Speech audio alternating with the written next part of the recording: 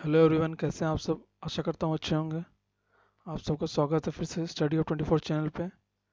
आज क्लास 6 की हिस्ट्री का चैप्टर नंबर 7 मैं स्टार्ट करने जा रहा हूँ। पीछे की पूरी प्लेलिस्ट बनी हुई है। अगर आपने पीछे का चैप्टर्स नहीं देखे हैं तो उनको आप जाके देख सकते हैं।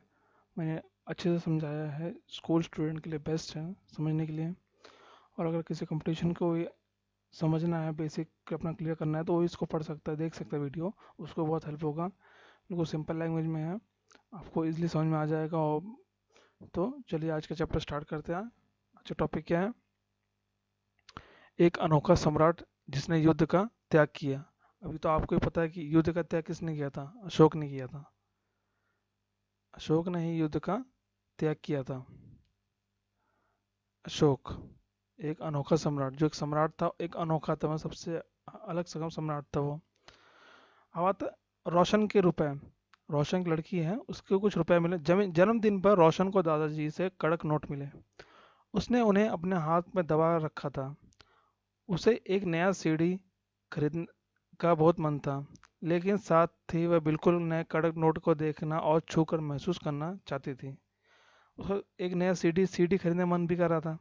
बट वो जब वो नोट्स को देख रही थी, बिल्कुल नए नए नोट्स थे, उसको देखने उसका मन भी कर रहा था कि बिल्कुल नया नोट है, उसको छूकर महसूस कर रही थी।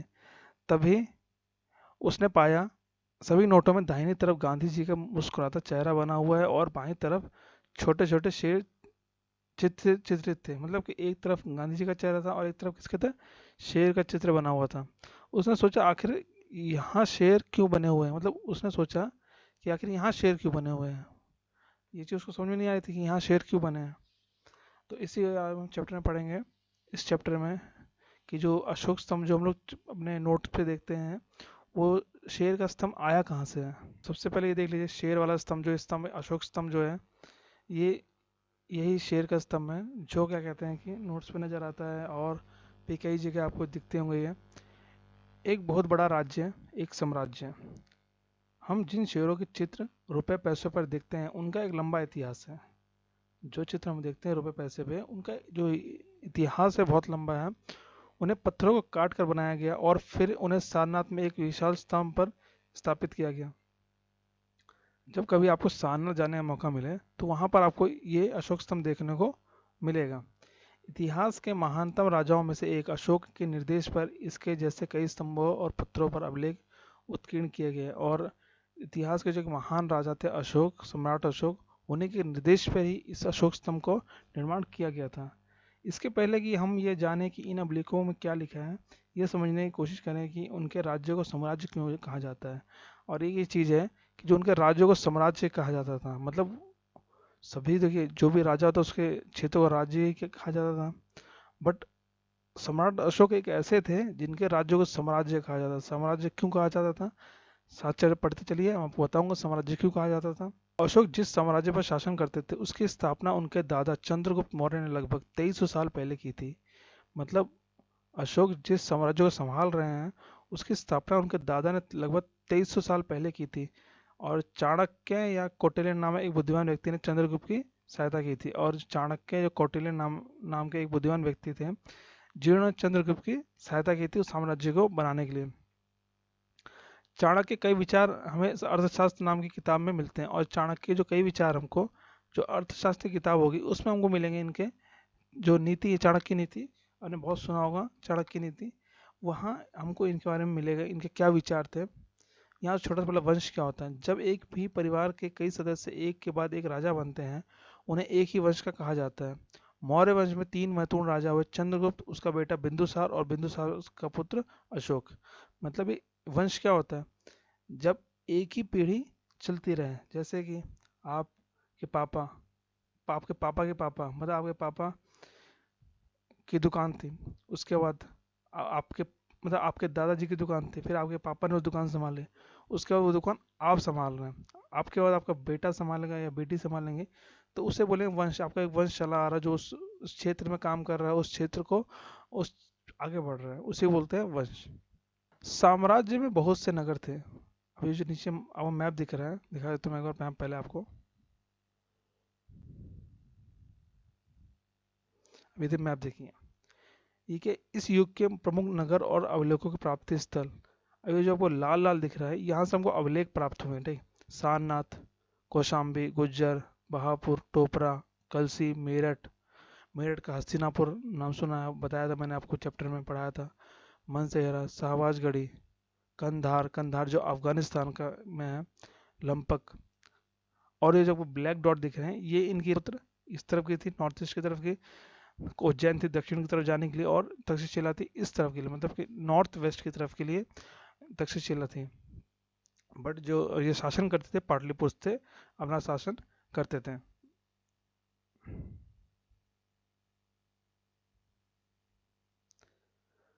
इनमें साम्राज्य की राजधानी पाटलिपुत्र, उज्जैन और तक्षशिला जैसे नगर प्रमुख थे, और उनकी जो राजधानी पाटलिपुत्र, उसके साथ उज्जैन और तक्षशिला जैसे नगर प्रमुख थे। तक्षशिला उत्तर पश्चिम मैंने आपको बताया, नॉर्थ वेस्ट और मध्य एशिया के लिए आने जाने का मार्ग था, मतलब मध्य एशिया की तरफ जाने के लिए तो तक्षशिला था, वहां से मार्ग था, वहां से उसके थ्रू आप जा सकते थे।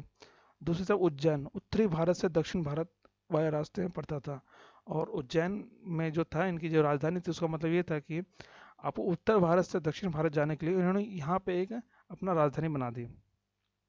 शायद नगरों में व्यापारी, सरकारी अधिकारी और शिल्पकार रहते थे, और नगर में कौन रहता था? शायद जो व्यापारी होते थे, जो सरकारी नौकरी करते थे, या जो शिल्पकार होते थे, वो लोग रहते थे। साम्राज्य के बहुत बड़े क्षेत्र में किसानों और पशुपालकों के गांव बसे हुए थे, और इसी साम्राज्य में बहुत बड़े क्षेत्र में किसान और पशुपालक रहते थे, जो खेती करते थे और जो पशु पालते थे। मध्य भारत जैसे इलाकों में ज्यादातर हिस्सा जंगलों से भरा हुआ था, और इसमें जो मध्य भारत था, मध्य भारत मतलब हमारा जो सेंट्रल इंडिया है, वहाँ पे क्या थे, मैक्सिमम जो एरिया था वो जंगल थे, ठीक। वहाँ पर लोग फल फूल का संग्रहण और जानवरों का शिकार करके जीविका चलाते थे, और वहाँ पे जो लोग थे वो क्या करते थे कि फल फूल इकट्ठा करते थे, जानवरों का शिकार करते थे अपना जीवन यापन करने के लिए, अपना भोजन के लिए। साम्राज्य के अलग अलग इलाकों में लोग भिन्न भिन्न बोलते थे, वह अलग शायद अलग अलग प्रकार का भोजन करते थे, और यहाँ तक कि अलग अलग किस्म के पोशाक पहनते थे। और क्या था कि जो साम्राज्य था, आपको वापस मैप पे लगे समझाता हूँ।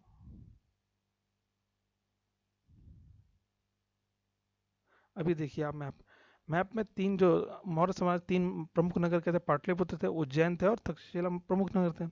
और इसमें हमें बहुत सारे क्षेत्र दिख रहे हैं, इलाहाबाद दिख रहा है, गुज्जर दिख रहा है, सांची दिख रहा है, गिरनार दिख रहा है, सोपरा दिख रहा है, ब्रह्मगिरी दिख रहा है, तो कलिंग दिख रहा है। अब ये क्या है कि आपको अलग अलग क्षेत्र दिख रहे हैं, तो वहाँ की अलग अलग भाषा थी, उनका खान पान अलग अलग था हर जगह का, और उनके पहन जो पोशाक थे वो भी अलग अलग थे, मतलब हर जगह की पोशाक एक जैसी नहीं थी, ये आपको ही पता है।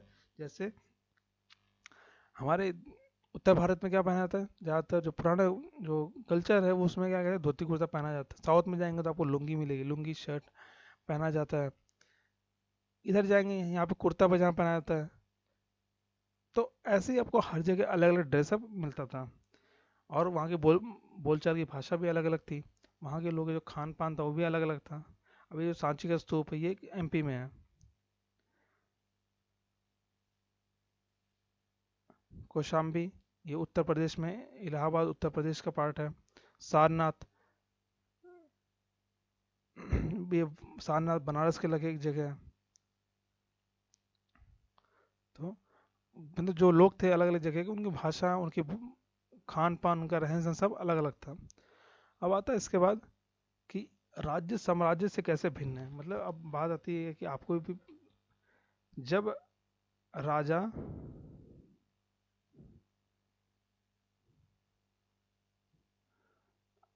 किसी राज्य का है, तो उसे साम्राज्य क्यों कहा गया, और कैसे अलग है? क्योंकि साम्राज्य राज्यों से बड़े होते हैं, और साम्राज्य क्या होते हैं, राज्य से बड़े होते हैं, उनकी रक्षा के लिए बड़े सेनाओं की जरूरत होती थी, इसलिए सम्राटों को राजाओं की तुलना में ज़्यादा संसाधन की जरूरत पड़ती थी। और क्या, जो सम्राट होते थे, इसलिए इनको जो साम्राज्य होते थे, इसलिए इनको क्या कहा जाता था, इनके सम्राट कहा जाता था। मतलब यहाँ पर राजा नहीं होते थे, राजा से भी ऊपर होता था सम्राट, इसलिए अशोक को क्या कहा, अशोक को सम्राट अशोक कहा जाता था। इसी कारण इन्हें बड़ी संख्या में कर इकट्ठा करने वाले अधिकारियों की जरूरत पड़ती थी। और जब साम्राज्य बहुत बड़ा है, तो उनको अलग अलग अधिकारी चाहिए होते थे कर इकट्ठा करने के लिए। अब साम्राज्य का प्रशासन कैसे होता था, मतलब किस तरीके से कार्य बटे हुए थे, चूंकि मौर्य साम्राज्य बहुत बड़ा था, इसलिए अलग अलग हिस्सों पर अलग अलग ढंग से शासन किया जाता था। अब मौर्य साम्राज्य आपको मैंने मैप में देख कितना बड़े क्षेत्र में फैला हुआ था। नॉर्थ वेस्ट में तक्षशिला, उज्जैन, पाटलिपुत्र, कितने विशाल क्षेत्र में फैला हुआ था। तो यहाँ पे जो प्रशासन था वो भी इस तरह से तैयार किया गया था कि आसानी से कार्य कर सके, और राजा जो सम्राट थे वो पाटलिपुत्र से सब कुछ नियंत्रण कर सके। पाटलिपुत्र और उसके आसपास के इलाकों में सम्राट का सीधा नियंत्रण था। जब पाटलिपुत्र थे में जो वहाँ थे सम्राट, उनका जो उसके आसपास का जो क्षेत्र था उस पर उनका सीधा नियंत्रण था, कि उनके आसपास था तो वो खुद निगरानी कर लेते थे। इसका मतलब ये हुआ कि इस इलाके के गांवों और शहरों के किसानों, पशुपालकों, शिल्पकारों और व्यापारियों से कर इकट्ठा करने के लिए राजा अधिकारियों की नियुक्ति करता था। और इसके लिए क्या हुआ कि राजा क्या करता था कि कर कर मतलब टैक्स इकट्ठा करने के लिए वो अब नियुक्त करने लगा, अधिकारी को नियुक्ति करने लगा। जो लोग क्या कहते हैं कि इन किसानों, पशुपालकों, शिल्पकारों और व्यापारियों से क्या कर इकट्ठा करके लाएंगे। जो राजा के आदेश का उल्लंघन करते थे, अधिकारी उन्हें सजा भी देते थे, और जो लोग राजा के आदेश को नहीं मानते थे उसको सजा दी जाती थी। इनमें से कई अधिकारियों को वेतन भी दिया जाता, और जो अधिकारी रखे जाते थे वो वेतन सैलरी, वेतन पे रखे, सैलरी पे रखे जाते थे, सैलरी पे रखे जाते थे अधिकारी। संदेश वाहक, एक संदेश वाहक भी रखा जाता था, एक जगह से दूसरी जगह घूमते रहते थे। और संदेश वाहक का काम क्या था कि इनको एक जगह से दूसरी जगह घूमना है, और जो राजा के जासूस अधिकारी के कार्यकाल पर नजर रखते थे, और जो राजा के जासूस होते थे उन पर वो नजर रखते थे। खुफिया विभाग जो होता है उस पर वो नजर रखते थे, और संदेश को पहुंचाते थे एक जगह से दूसरी जगह को। इन सब के ऊपर सम्राट था, जो राज परिवार एवं वरिष्ठ मंत्रियों की सहायता से सब पर नियंत्रण रखता था। और सबसे ऊपर कौन था? सम्राट, जो राज परिवार और जो वरिष्ठ मंत्री थे उनकी सहायता से सब पे नियंत्रण रखते थे। मतलब कि सम्राट पाटलिपुत्र से ही पूरे विशाल साम्राज्य पे नियंत्रण कैसे रखते थे? उन्होंने अधिकारियों नियुक्त कर दिए, जो जगह जगह से कार्य इकट्ठा करेंगे। उन्होंने संदेशवाहक नियुक्त कर दिया जो जानकारी लाएगा, और जो जासूस हैं उनके बारे में, उनकी जो कार्यकलाप है, जो क्रियाकलाप वो कर रहे हैं, उसकी जानकारी वो सम्राट तक पहुंचाएगा। और इसके लिए उन्होंने क्या कहते हैं, जो राज परिवार था और जो वरिष्ठ मंत्री थे, इसकी उन्होंने सहायता ली। मौर्य साम्राज्य के भीतर कई छोटे क्षेत्र या प्रांत थे। अब मौर्य साम्राज्य जो था बहुत बड़ा था, इसके अंदर बहुत छोटे छोटे प्रांत थे। इन पर तक्षशिला या उज्जैन जैसे प्रांत राजधानियां से शासन किया जाता था। और इनमें क्या होता था कि जो तक्षशिला था और जो उज्जैन था, यहाँ से इन पे शासन किया जाता था। कुछ हद तक पाटलिपुत्र से इन क्षेत्रों पर नियंत्रण रखा जाता था। कुछ मतलब जैसे कि मेन तो सम्राट थे, वही नियंत्रण रखते थे। बट अब जब तक तो पाटलिपुत्र से तक्षशिला पहुंचेंगे तब तक वहाँ की स्थिति बिगड़ जाएगी। तो वो क्या करते थे कि जो नए राजकुमार होते थे उसको वहाँ का वो गवर्नर बना के भेज देते थे, कि आप जाइए वहाँ पर और आप वहाँ पे नियंत्रण रखिए, आगे शासन व्यवस्था को आप संभालिए।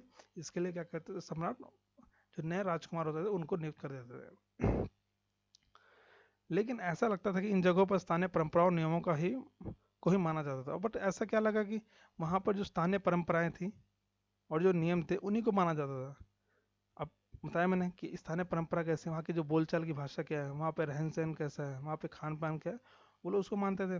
प्रदेश केंद्रों के बीच विस्तृत क्षेत्र थे, इनके इलाकों में मौर्य शासक सिर्फ मार्गों और नदियों पर नियंत्रण रखने की कोशिश करते थे। और कुछ प्रादेशिक जो केंद्र थे उसके बीच में कुछ ऐसे ऐसे क्षेत्र थे जिसका ऐसे वो इस्तेमाल उन्होंने किसके लिए किया था?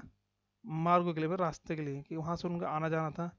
नदी पर नियंत्रण रखने के लिए, कि नदी पे नियंत्रण, नदी से कोई ना आ जाए बाहर से, उससे कोई आक्रमण ना कर दे, इसके लिए वो क्या नदी पर नियंत्रण करने की कोशिश करते थे।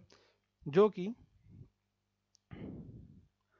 आवागमन के लिए बहुत महत्वपूर्ण थे। तो क्या थे बताया मैंने आपको, कि जो कोई मार्ग हो गया या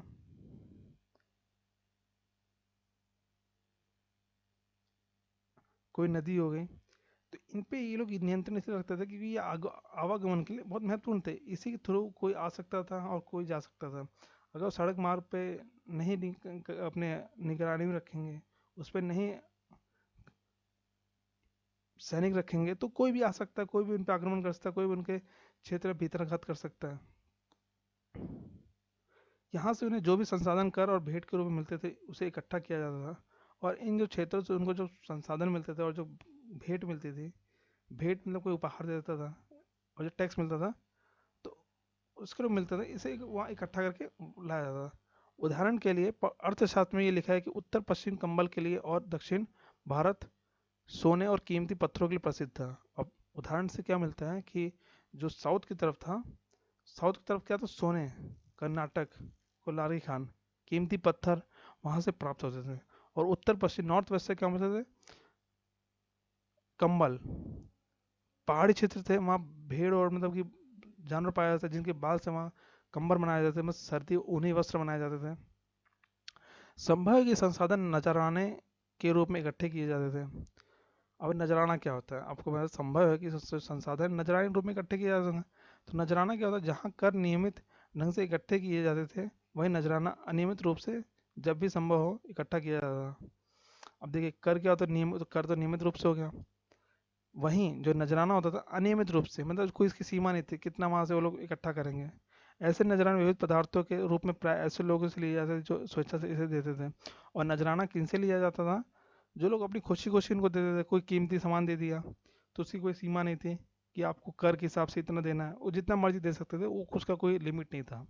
तो उसी को नजराना कहा गया कि अनियमित रूप से वो जितना उनका संभव हो, जितनी उनकी इच्छा हो वो आपको दे सकते थे।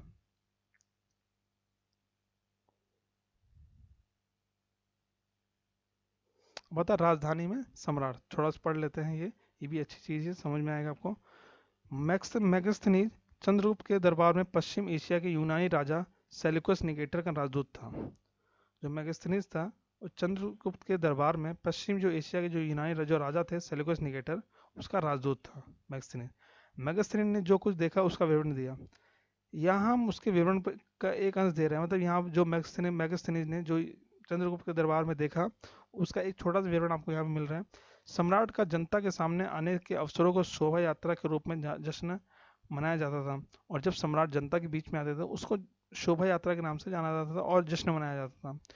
उन्हें एक सोने की पालकी में ले जाया जाता था, उनके अंग रक्षक सोने और चांदी से अलंकृत हाथियों पर सवार हो रहते थे। और वो किस पे सवार होते थे, हाथी पे, जिन पे सोने के आभूषण लगे उस पे सवार होके चलते थे।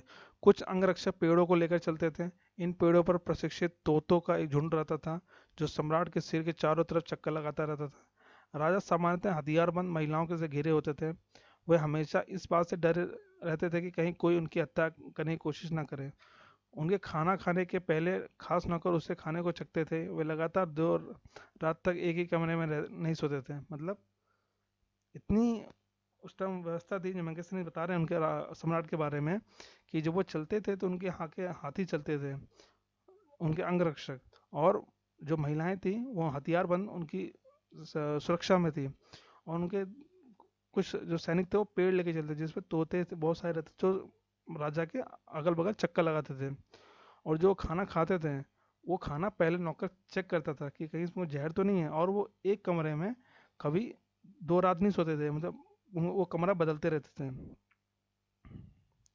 और कुछ पाटलिपुत्र के बारे में बता रहे हैं। यह एक विशाल खूबसूरत नगर है। यह एक विशाल प्राचीन से घिरा हुआ है जिसमें 570 बुर्ज और 64 द्वार हैं। 2 और 3 मंजिलें वाले घर लकड़ी और कच्ची ईंटों से बने हैं। राजा का महल भी काठ से बना है जिसे पत्थर की नक्काशी से अलंकृत किया गया है। ये चारों तरफ से उद्यानों और चिड़ियों के बने बसेरे से घिरा हुआ है। और इसमें क्या चारों तरफ से पेड़ जंगल खूब बाग बगीचे हैं, चिड़िया के घोंसले हैं, बहुत सारी चिड़िया सब इसमें हैं।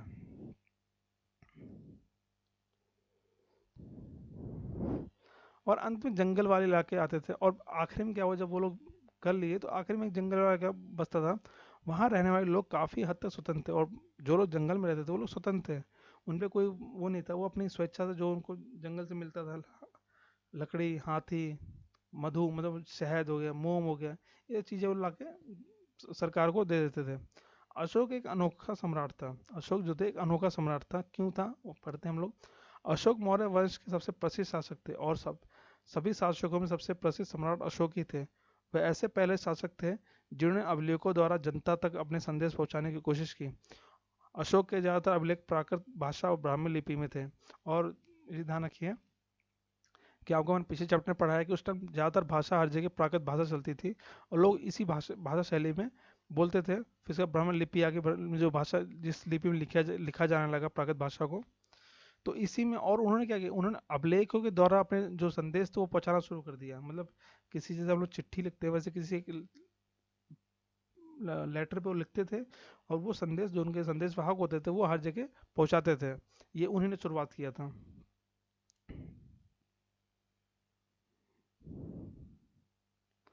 अब आता अशोक का कलिंग युद्ध। अब ये कलिंग युद्ध इतना महत्वपूर्ण क्यों है, क्योंकि इसी के बाद ही उनके जीवन में बहुत परिवर्तन आया है। कलिंग तटवर्ती उड़ीसा का प्राचीन नाम है। उड़ीसा जो आज उड़ीसा जिसे हम कहते हैं, उसका एक पहला नाम क्या था, प्राचीन नाम कलिंग था। अशोक ने कलिंग को जीतने के लिए एक युद्ध लड़ा, लेकिन युद्ध जनित हिंसा और खून खराबा देखकर उन्हें युद्ध से वितृष्णा हो गई। क्या बात है कि उन्होंने युद्ध तो लड़ा वहाँ पे, और जब उन्होंने युद्ध में देखा खून खराबा हो रहा है, इतनी हिंसा हो रही है, तो उनका उससे मोह भंग हो गया। मतलब उन्हें उससे अलग करने लगे अपने आप को, उन्हें युद्ध पसंद नहीं आने लगा। उन्होंने निर्णय लिया कि वह भविष्य में कभी युद्ध नहीं करेंगे। उन्होंने क्या निर्णय ले लिया कि वो भविष्य में कभी भी युद्ध नहीं करेंगे। तो अशोक का धर्म क्या था? अशोक का धर्म क्या था? अशोक के धर्म में किसी देवता की पूजा अथवा किसी कर्म कांड की आवश्यकता नहीं थी। उन्हें लगता था कि जैसे पिता अपने बच्चों को अच्छे व्यवहार की शिक्षा देते हैं, वैसे ही ये उनका कर्तव्य था कि अपनी प्रजा को निर्देश दें। वे बुद्धि के उपदेशों से भी प्रेरित हुए थे। तो अशोक के धर्म में क्या था कि वो ये नहीं था कि वो पूजा पाठ करेंगे, कुछ करेंगे। उनका कहने का मतलब था कि जैसे कोई पिता अपने बच्चों को अच्छे व्यवहार देता है, ठीक, अच्छे व्यवहार शिक्षा देता है, उनको कर्तव्य देता है, तो अपनी प्रजा को वैसे ही निर्देश देंगे, अपनी प्रजा को वैसे निर्देश देंगे कैसे आपको अपना जीवन यापन करना, कैसे विस्तार करना। ऐसे कई समस्या थी जिनके लिए उनमें संवेदना थी। अब जब वो युद्ध लड़े थे कलिंग का, उसका उनमें परिवर्तन क्या, उनमें अब संवेदना आ गई। वो सोचने लगे कि लोग कैसे रहते हैं, कैसे उनका जीवन यापन होता है, क्या समस्याएं वो लोग अपने जीवन में फील करते हैं। तो उनके साम्राज्य में अलग अलग धर्मों का मानने वाले लोग थे, और उनके जो साम्राज्य थे उसमें अलग अलग धर्म के लोग मानने वाले थे। इससे कई बार टकराव पैदा हो जाता था। जानवरों की बलि चढ़ाई जाती थी। दासों और नौकरों के साथ क्रूर व्यवहार किया जाता था। इनके अलावा परिवार में व पड़ोसियों के बीच भी झगड़े होते रहते थे। अशोक ने महसूस किया कि इन समस्याओं का निदान उनका कर्तव्य है। जब वो सब देखे कि उन जानवरों की बलि दी जाती थी, दासों और नौकरों के लिए क्रूर व्यवहार किया जाता था, और जो उनके परिवार थे, उनके आसपास के जो लोग थे, उनमें आपसे झगड़े होते थे, तो उन्होंने महसूस किया कि मेरा ये कर्तव्य बनता है कि मैं कैसे इन झगड़ों को सुलझाऊं, कैसे ये सब चीज़ों को बदलाव लाऊं, कैसे परिवर्तन लाऊं अपने साम्राज्य में। इसलिए उन्होंने नाम के अधिकारियों की नियुक्ति की। और इसीलिए क्या कहते हैं, उन्होंने जो धम्म महामात हैं, कुछ ऐसे अधिकारियों की उन्होंने नियुक्ति की जो जगह जगह जाकर धम्म की शिक्षा देते रहेंगे। जो किसकी शिक्षा देंगे? धम्म की शिक्षा देंगे, विस्तार करेंगे शिक्षा, अच्छी शिक्षा बांटेंगे। इसके अतिरिक्त अशोक ने अपने संदेश कई स्थानों पर शिलाओं और स्तंभों पर खुदवा दिया। और इसके लिए क्या उन्होंने क्या सोचा कि अगर मैं अपने जो संदेश है उसको पत्थरों पर लिखवा दूंगा, तो वो जिंदगी भर रहेंगे, और जो जिस क्षेत्र में वो रहेंगे लोग उनको आसानी से पढ़ सकेंगे, तो आसानी से उस चीज़ को समझ पाएंगे और ग्रहण कर पाएंगे कि हमारे साम्राज्य, हमारे जो सम्राट हैं, उनको क्या संदेश देना चाहते हैं, क्या बताना चाहते हैं। अधिकारियों को यह निर्देश दिया गया कि वह राजा के संदेश को उन लोगों को पढ़कर सुनाए जो खुद पढ़ नहीं सकते। और ये निर्देश दिया गया उन अधिकारियों को कि जो लोग अनपढ़ हैं, जो लोग पढ़ नहीं सकते, उनको आप पढ़ के सुनाएंगे। अशोक ने धम्म के विचारों को प्रसारित करने के लिए सीरिया, मिस्र, ग्रीस तथा श्रीलंका में भी दूत भेजे। और अशोक ने क्या किया कि इन्हीं विचारों को प्रसारित करने के लिए, दूर दूर फैलाने के लिए सीरिया, मिस्र, ग्रीस और श्रीलंका में भी अपने दूत भेजे कि आप वहाँ पर भी जाइए, अपने इन धम्म के जो विचार हैं इनको आप फैलाइए। उन्होंने सड़कें बनवाई, कुएं खुदवाए और विश्राम गृह बनवाए। इसके अतिरिक्त उन्होंने मनुष्यों और जानवरों की चिकित्सा की व्यवस्था की। उन्होंने सड़कें बनवाई, कुएं खुदवाए और मनुष्य और जानवरों की चिकित्सा की व्यवस्था की। अशोक का अपनी प्रजा के लिए लोग विभिन्न अवसरों पर अनुष्ठान करते हैं। उदाहरण के लिए जब वे बीमार होते हैं, जब उनके बच्चों का विवाह होता है, बच्चों के जन्म पर वे जब यात्रा शो करते हैं, तो वे तरह तरह के अनुष्ठान करते हैं। ठीक, ये कर्मकांड किसी काम के नहीं है। उन्होंने क्या कहा, ये किसी काम के नहीं है। इसके बदले यदि लोग दूसरी रीतियों को मानने तो वे ज़्यादा फलदायी होंगे। ये अन्य प्रकार की रीतियाँ क्या हैं? अब आता है कि जो रीति जिस रीति को बात करें, वो रीति क्या है? अपने दासों और नौकरों के साथ अच्छा व्यवहार करना, बड़ों का आदर करना, सभी जीवों पर दया करना और ब्राह्मणों तथा श्रवणों का दान देना। मतलब उन्होंने क्या कहा कि आप जो आपके दास, जो नौकर, उनसे अच्छा व्यवहार करो, उन्हें जो बड़े हैं उनको, बड़ों का आदर करो, जो जीव है उनको दया करो, उनको मारो ना, और जो ब्राह्मण है और जो श्रमण है इनको क्या, दान दो। ये अशोक ने अपने उसमें कहा विचार थे। अपने धर्म की प्रशंसा या दूसरों के धर्म की निंदा करना, दोनों ही बातें गलत है। और उन्होंने क्या कहा कि अपने धर्म और की प्रशंसा करना और दूसरे धर्म की निंदा करना, मतलब अपनी तारीफ करना और दूसरे की बुराई करना, ये उन्होंने कहा कि गलत है, ऐसा नहीं करना। हर किसी को दूसरे धर्म का आदर करना चाहिए। यदि कोई अपने धर्म की लड़ाई और दूसरों के धर्म की बुराई करता है तो वह वास्तव में अपने धर्म को ज़्यादा नुकसान पहुंचा रहा है। तो उन्होंने क्या कहा कि अगर आप अपने धर्म की बड़ाई कर रहे हैं और दूसरे के धर्म की बुराई कर रहे हैं, तो इसका मतलब सीधा ये है कि आप अपने धर्म को नुकसान पहुंचा रहे हैं ज़्यादा। इसलिए हर किसी को दूसरे के धर्म के प्रमुख विश्वासों को समझने की कोशिश करते हुए उसका आदर करना चाहिए। और इसके लिए क्या, कि आप जो प्रमुख जो विश्वास होते हैं दूसरे धर्म को समझिए। आप अपना धर्म को मानते हैं, पर आप जो दूसरे धर्मों को भी विश्वास करिए, वो भी एक आस्था का प्रतीक है, उसको समझिए। भारत के प्रथम प्रधानमंत्री पंडित जवाहरलाल नेहरू ने लिखा है, उनके धर्मादेश आज भी हमसे एक ऐसी भाषा में बात करते हैं जिन्हें हम समझ सकते हैं और जिन्हें हम बहुत कुछ सीख सकते हैं। अशोक ने धर्म के विचारों को दूर दूर तक फैलाने के लिए उन बातों को बताया जो आपके अनुसार आज भी प्रासंगिक है। अशोक के संदेश के उन हिस्सों को बताओ जो आज भी प्रासंगिक है। मतलब कुछ बातें हैं जो यहाँ पे नहीं है, वो आप लोग बताएंगे कमेंट बॉक्स में कि क्या बातें थी। ये देखिए, ये है ब्रह्म लिपि आरंभ। ये देवनागरी लिपि जो अभी है, उस टाइम ब्रह्म लिपि थी। बोली जाती थी प्राकृत भाषा, बट जो लिखी जाती है वो ब्रह्म लिपि थी, आरंभिक ब्राह्मी। अब आज के टाइम देवनागरी लिपि है, बांग्ला भाषा, मलयालम और तमिल। तो आज के चैप्टर में इतना ही। आज के चैप्टर में इतना ही। अशोक के बारे में हमने पढ़ा, कैसे अशोक का परिवर्तन आया, कैसे उन्होंने अपने कलिंग युद्ध के बाद ही उनमें परिवर्तन आ गया और उन्होंने समाज के उत्थान के बारे में सोचना शुरू कर दिया। और वो जो अशोक स्तंभ आया, वो कैसे आया, अशोक ने उसे कहाँ का निर्माण करवाया, और सबसे पहले सारनाथ में होता है। तो ये सब कुछ हमने आज पढ़ा। आशा करता हूँ आपको आज का चैप्टर पसंद आया होगा। अगर आप चैनल पहली बार आए हैं तो प्लीज़ चैनल को सब्सक्राइब करिए और अपने फ्रेंड्स को शेयर करिए जो स्कूल पढ़ रहे हैं और इस महामारी के कारण अपनी पढ़ाई को सुचारू रूप से कंप्लीट नहीं कर पा रहे हैं। उनकी हेल्प करिए, उनको भी शेयर करिए ताकि वो लोग भी आसानी से पढ़ सकें। ज़्यादा बड़ा वीडियो नहीं है, 30 से 40 मिनट का होता है, बट 30 से 40 मिनट में आपका चैप्टर आसानी से क्लियर हो जाएगा। आप समझते हुए आपको याद हो जाएगा कुछ। और फिर हम लोग नेक्स्ट चैप्टर पढ़ेंगे। बस आज के लिए इतना ही। आपका दिन शुभ हो। मिलते हैं नेक्स्ट चैप्टर में।